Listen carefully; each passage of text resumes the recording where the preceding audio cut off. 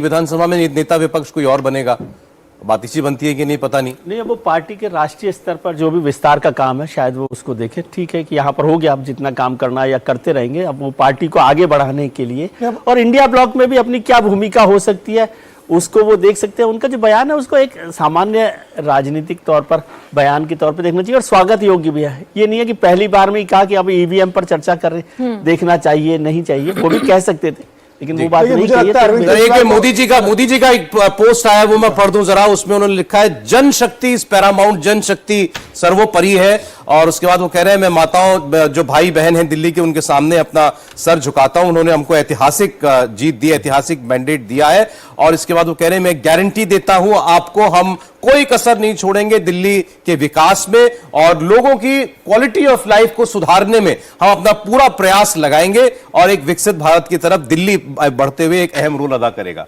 नहीं, लेकिन सौरभ जी इसमें एक चीज और आई है, मोदी जी ने इसमें ये कहीं ने कहा कि जो हमने गारंटी दी है वो कब से स्टार्ट करेंगे, कब नहीं, उन्होंने अपनी रैली में बोल दिया था कि 8 मार्च को वो खाते में 8 मार्च को महिलाओं के खाते में पैसे पहुंचा देंगे, बोल चुके हैं। और सबसे बड़ी बात अमित शाह ने स्पष्ट तौर पर कहा कि जो जो हमने वादे किए हैं हम उनको पूरा करेंगे, तो उन्होंने कहा है और नहीं करेंगे तो इनको केजरीवाल का हाल दिख रहा है। और ये देख लीजिए नरेंद्र मोदी का ट्वीट जो लिखा है, जनशक्ति इज पैरामाउंट यानी जनता सर्वोपरि है, development wins, good governance triumphs यानी विकास की जीत हुई है, गुड गवर्नेंस की जीत हुई है।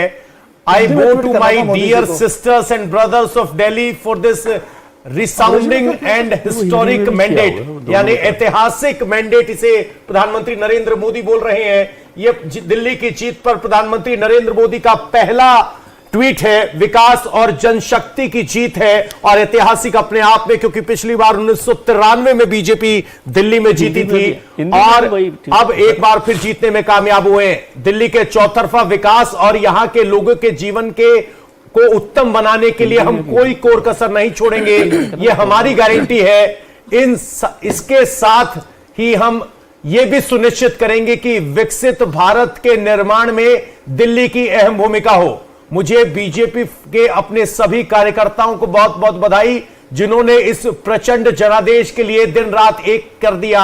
अब हम एक और मजबूती से दिल्ली वासियों की सेवा में समर्पित होंगे।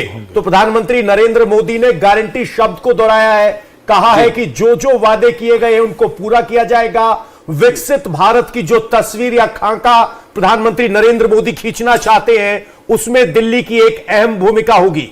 तो प्रधानमंत्री नरेंद्र मोदी ना सिर्फ धन्यवाद दे रहे हैं दिल्ली के मतदाताओं का, अपने प्रतिबद्धता भी जाहिर कर रहे हैं कि दिल्ली को वो कैसे देखते हैं। एक बात हम लोगों ने अभी तक नहीं की है, लोकसभा चुनाव में जो झटका भारतीय जनता पार्टी को लगा उसके बाद हरियाणा पहले, फिर महाराष्ट्र और अब उसी कड़ी में तीसरा चुनाव, बड़ा चुनाव दिल्ली का भारतीय जनता पार्टी जीत रही है। मुझे लगता है इसका असर बिहार के चुनाव में, जो इसी साल नवंबर में बिहार के चुनाव होने वाले, उसमें बड़ा इसका असर पड़ेगा भारतीय जनता पार्टी को।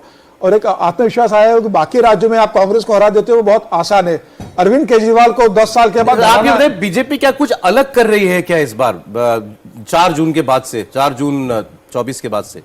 नहीं, भारतीय जनता पार्टी चुनाव हमेशा पूरी ताकत के साथ लड़ती है, लेकिन ठीक है, लोकसभा चुनाव में जो परिणाम आया था उससे झटका जरूर लगा था।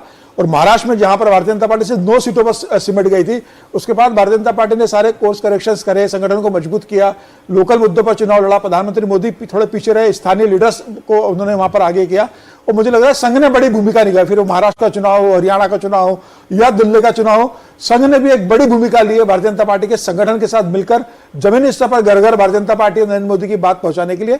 तो मुझे लगता है